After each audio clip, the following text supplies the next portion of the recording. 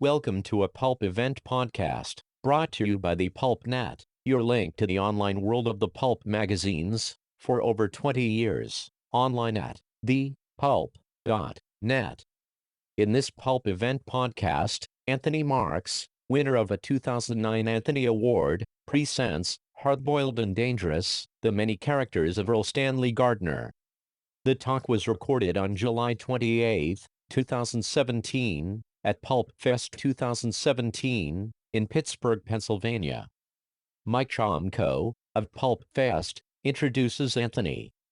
Gardner is best known for, of course, Perry Mason. But prior to creating that character, he created a ton of characters for the pulps. Wrote a lot for Black Mass, for Detective Fiction Weekly. Did he do Dime Detective too? Once in a while, yeah. Once in a while. But he wrote a slew of stories, created a slew of characters for these magazines, and just going to talk about them. Thank you. Gardner wrote over 650 short stories and novellas while he was writing for the pulps. So it's really hard to talk about all of his stories. So this presentation is really just, I had a hard time selecting categories, but I tried to pick a few categories and discuss the different ones.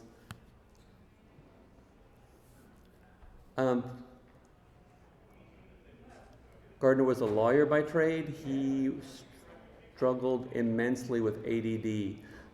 He almost didn't graduate from high school. He lasted about a month in college, and then decided he was going to read for the law. So instead of going to law school and going through that route, he decided that he was going to work in a legal office and read the law books and understand the law and pass the bar exam that way.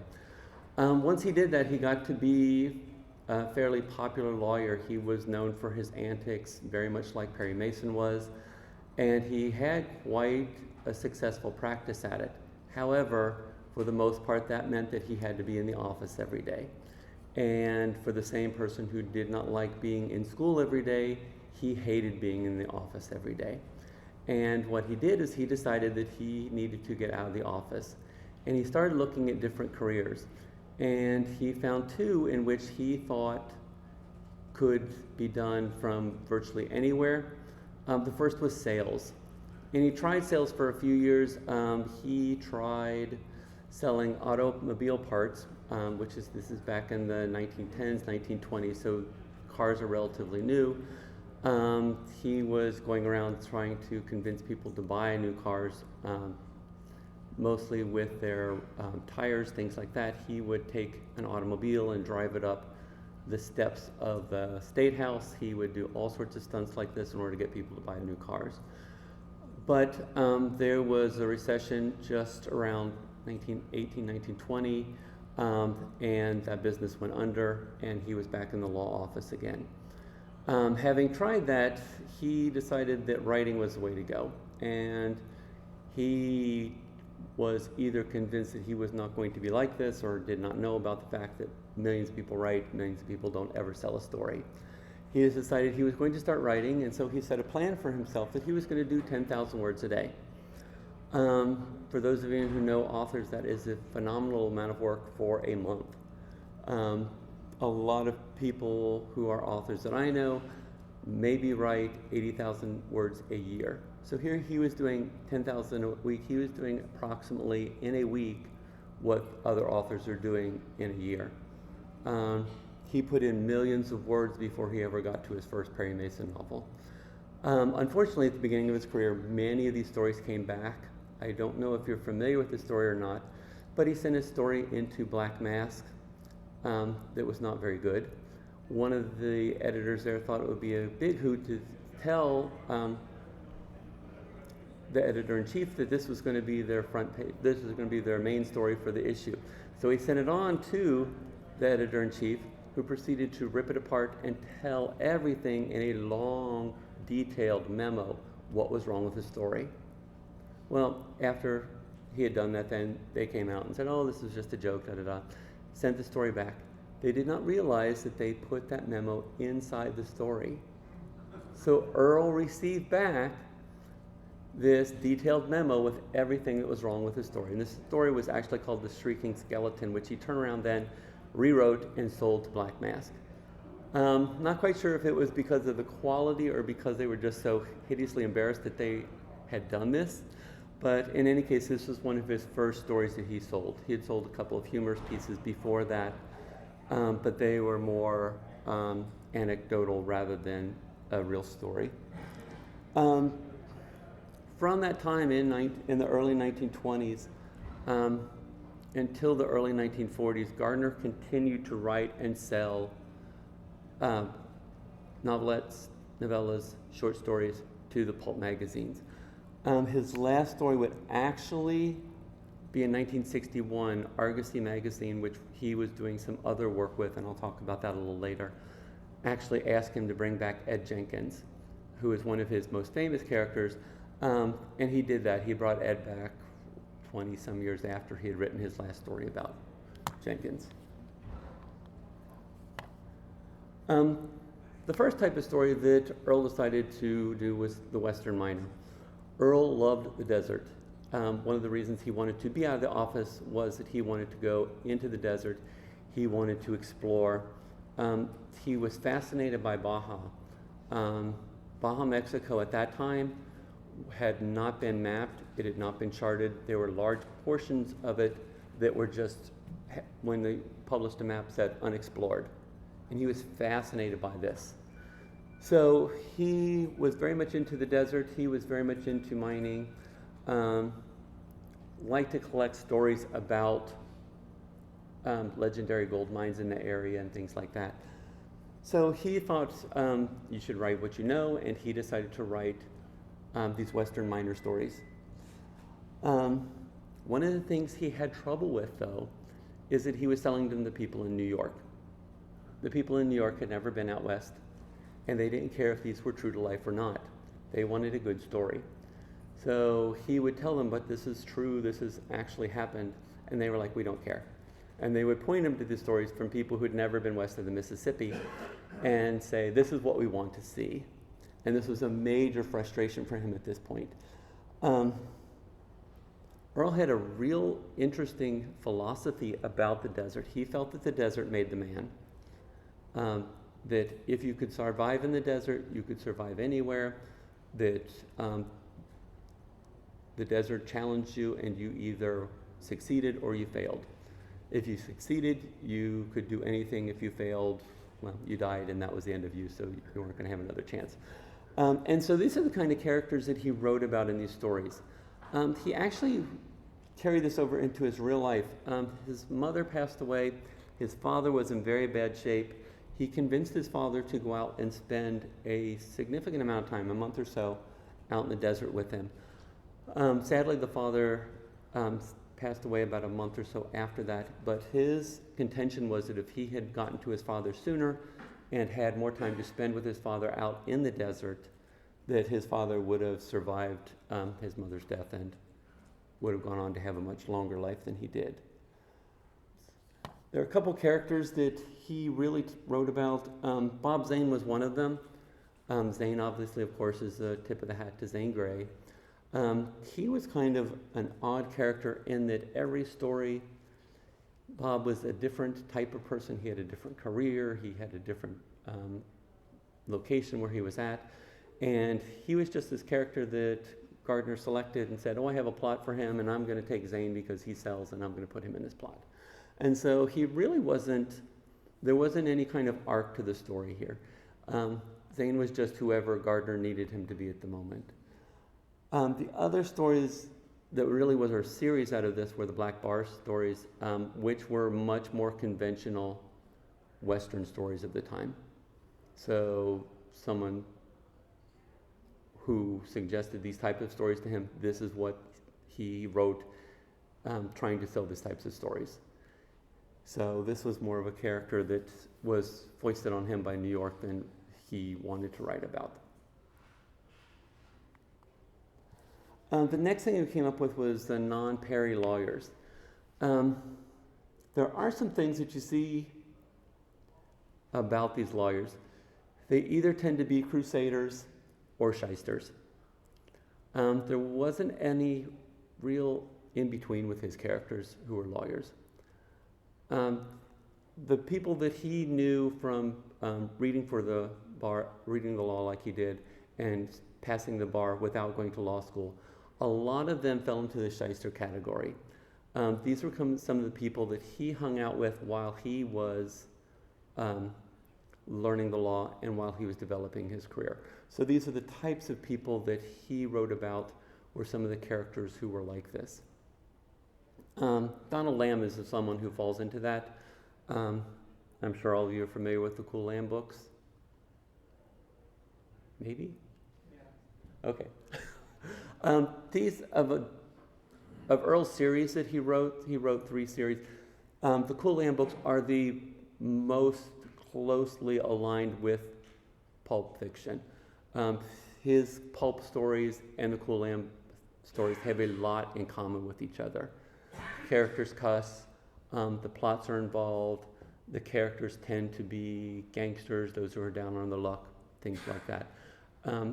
Perry Mason, after a while, kind of got cleaned up for movies, television, radio, and so he kind of became distinctly middle class. With a couple of minor exceptions, Gardner did not want Cool and Lamb to be made into movies, radio shows, or television. He liked them being the way they were. I do have up here The Knife Slip, which was just released last year by Hardcover Crime. The story behind that was I was doing my research. I wrote a biography of Erle Stanley Gardner, which is at my agent now and hopefully it's going to be sold. But I was down in Austin, Texas. The University of Austin has 635 boxes of material related to Erle Stanley Gardner. So it's quite a bit of material.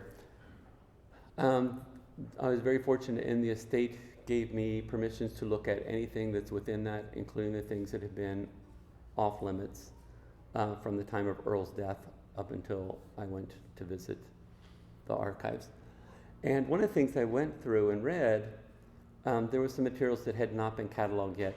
And the best materials, every time they brought out a box and it had a grocery bag in it, I knew that's where all of the good stuff was.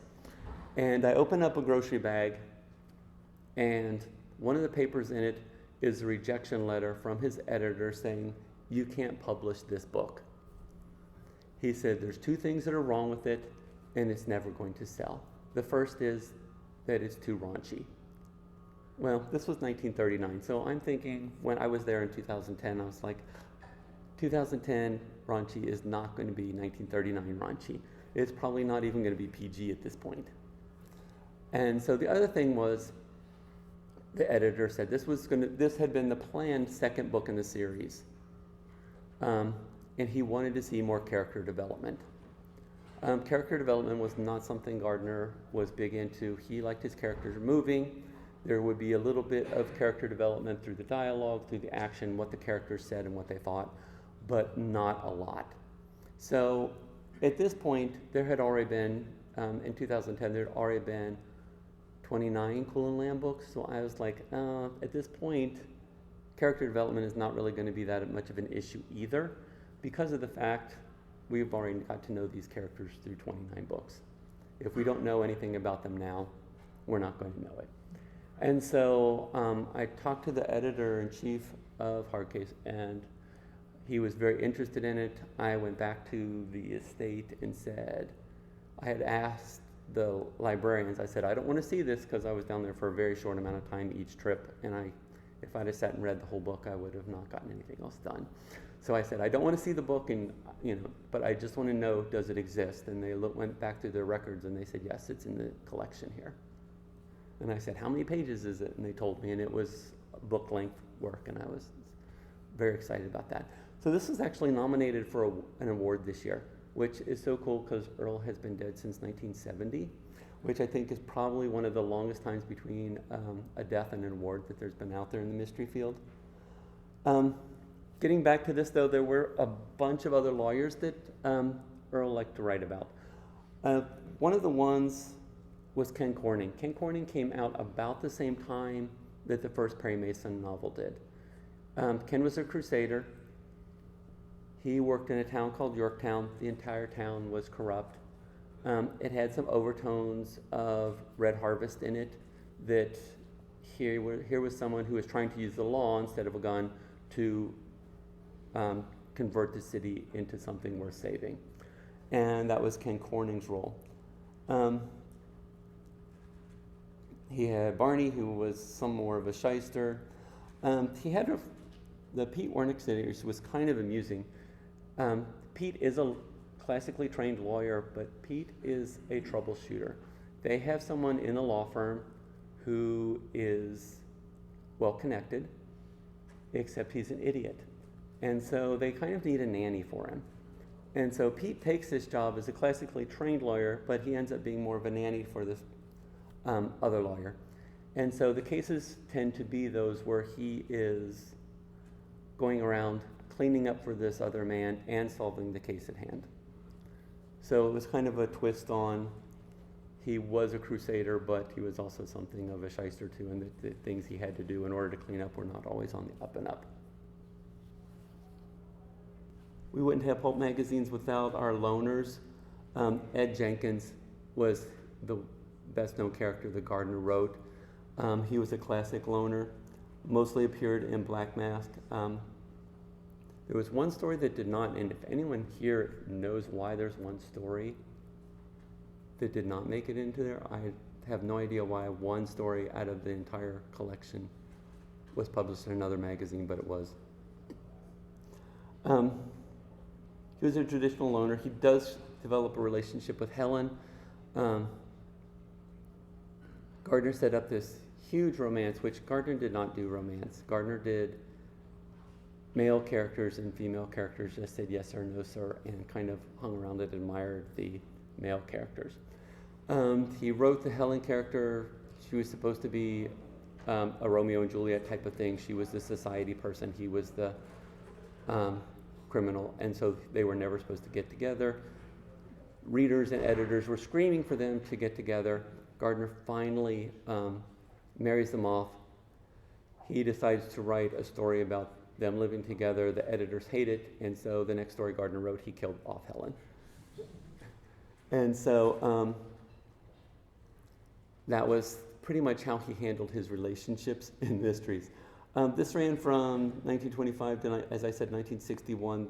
It was commissioned by Argosy just after he finished The Court of Last Resort. The Court of Last Resort is a nonfiction project that Gardner worked with. It's kind of a pre-Innocence project. Gardner did a series of interviews with the Saturday Evening Post in the mid-1940s where he talked about the fact that he was a big advocate for the underdog.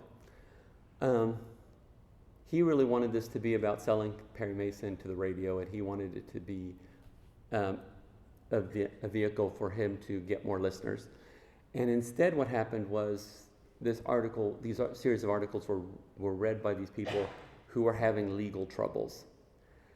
And they wrote to Gardner by the thousands and asked for help in solving a mystery surrounding who had actually committed the crime, help in getting out of prison, help from, some of them were on death row, helping them to commute the sentence or do something else, or helping them to get out on parole. And so Gardner took about 10 years of his, a little longer than 10 years of his career, and worked on this Court of Last Resort, where he and a group of forensic experts, 1940s forensic experts, of course, took the time and went through about 2,000 different cases, and got quite a few people had their sentence commuted, had the law changed in several instances. Some of the cases were reviewed by like the California Supreme Court and actually developed case law out of this. And so Argosy magazine was one of the big advocates of this. Gardner would write articles for Argosy saying, look, this is the situation. In one case, a man had actually appealed his case up to the Supreme Court. The Supreme Court had ruled on it, and Gardner found out that someone else had committed the crime. And there was absolutely no manner legally for this man to challenge the case at that point. The Supreme Court had ruled, there was no one else to talk to about it.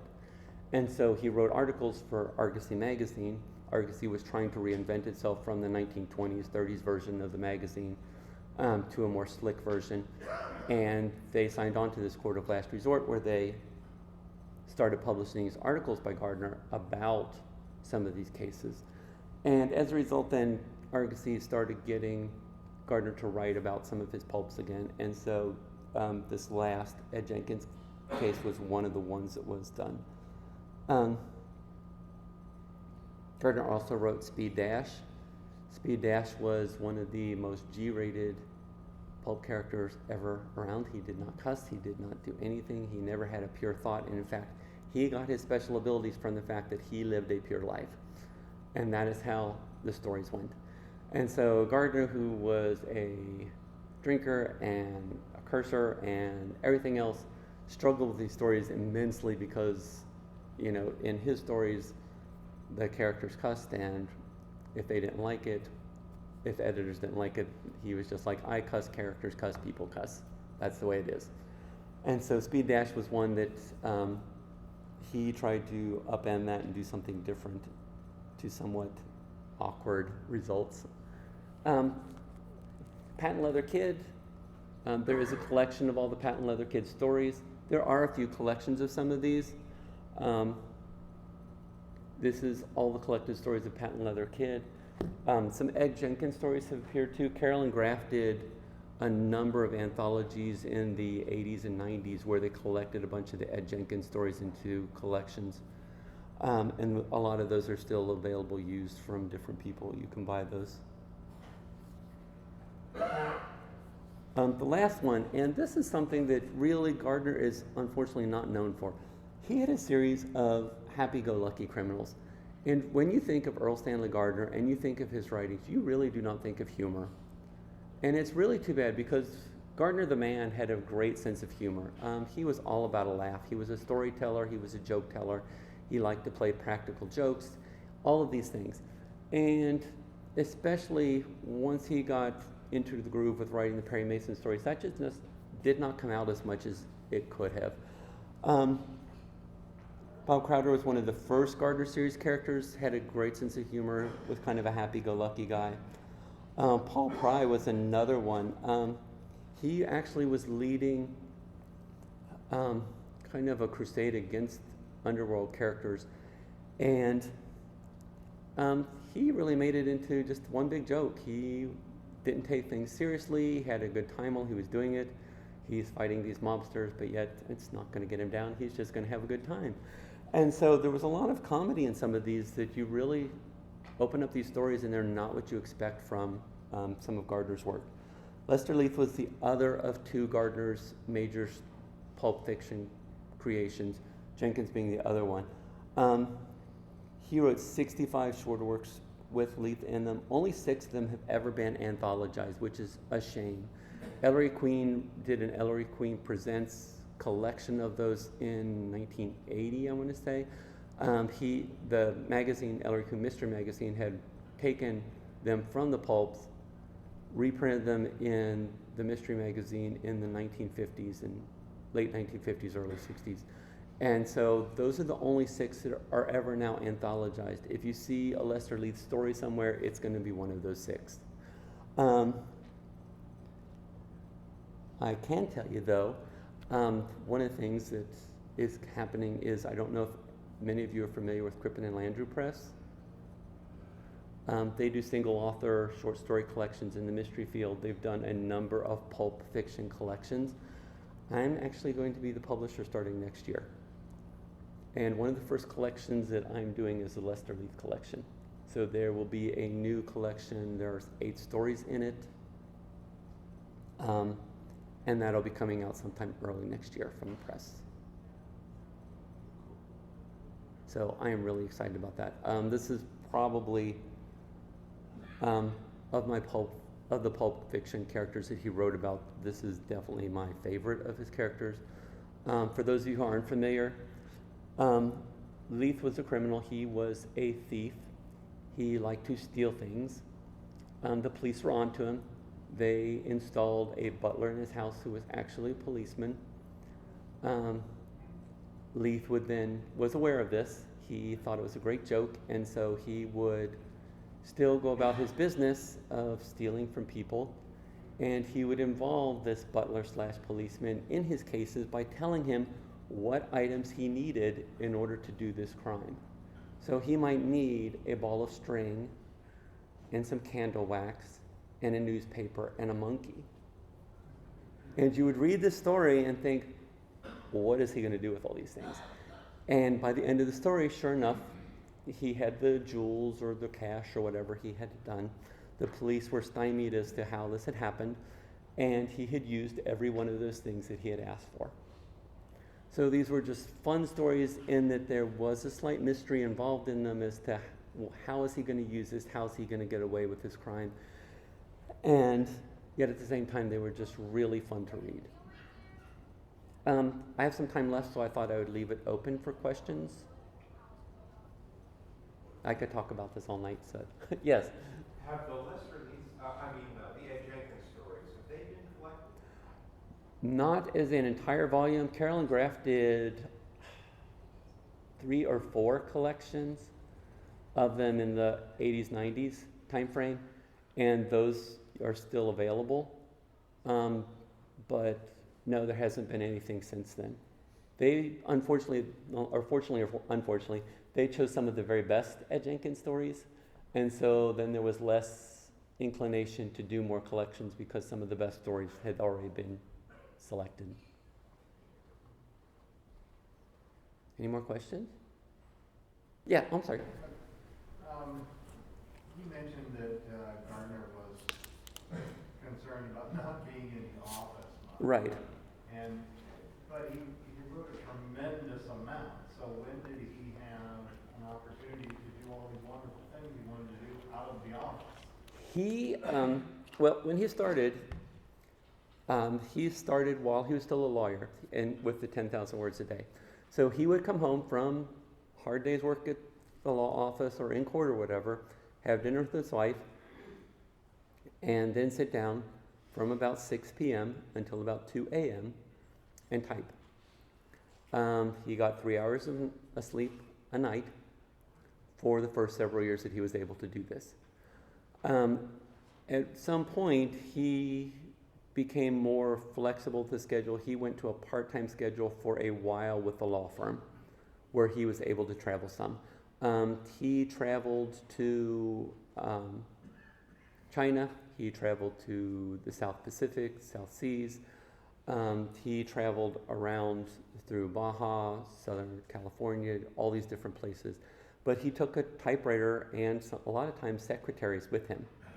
So when he was in the South Seas, they were experiencing bad weather. And so he tells a story about how one night he had to get his 10,000 words in. The only place that wasn't falling over, all the tables and were, tip over, chairs would fall over. The only place it wasn't was a toilet, and so he put his typewriter on the back of the toilet, straddled the seat, and did his 10,000 words. And so he was very persistent about it. He knew what he wanted, and he knew this was the way to get it, and so the typewriters just went with him wherever he went. He got to where after a while, he was not a good typist. He was a 2-finger typist. And he got to where he would use a dictaphone because he was at a point, he was making enough money to hire secretaries. And so he used the secretaries then to transcribe everything he did. They were phenomenal in terms of what they did because he said the words. The secretaries then had to transcribe, put in the punctuation and everything else that went with it. So most times when you have someone doing transcription work, you have to say, this is capital T, this is my sentence, period. He wouldn't do that. He would just say, this is my sentence, and they would know capital at the beginning, period at the end. And I'm giving a simple example, but they would do single quotes within dialogue and all sorts of crazy things. And he was very particular about the secretaries that he used. So, yes? In the collection that you're doing, are they going to be as published, or are you doing any from original manuscripts that things might be edited? Or? We are doing as published. The estate is very concerned about there are a lot of partial manuscripts available, and they have let me see them, but unless the book is a unless the story or book is a finished product, they're really leery of letting anyone touch it. And a lot of things that are in there are things that were started and stopped for whatever reason. There's the start of about 7 Perry Mason novels that I got to read, and it was fascinating to see a couple of them he would cannibalize for another book, but there were 4 or 5 that would be like, wow, this would be an interesting thing. I wonder what obstacle he came up against that he chose not to finish this book. Do you think anybody's going to be continuing like any of those Erle Stanley Gardner novels? I don't know. They tried to do that with someone in the 1980s, and they were not a success. Who did they use? Thomas Chastain, I think is his name. Perry Mason was, like I said, indicated before, he was a figure of action. There was, I don't think in any of the books, any interior monologue, which is the character thinking to himself. He would tell Paul Drake, he would tell Della, this is what I'm going to do. I'm going to get this man off by doing this. He would never have the character think. And the Chastain books had a lot of interior monologue, and the first thing you notice when you open it up is, wow, we're going to see Perry's thoughts. And they were so radically different from the original types of books that they just weren't as popular, and they didn't sell. So there is, I don't know if you're aware, Robert Downey Jr. has purchased the film rights to Perry Mason right now. And they are having a devil of a time trying to get something written that they think will do justice to the character.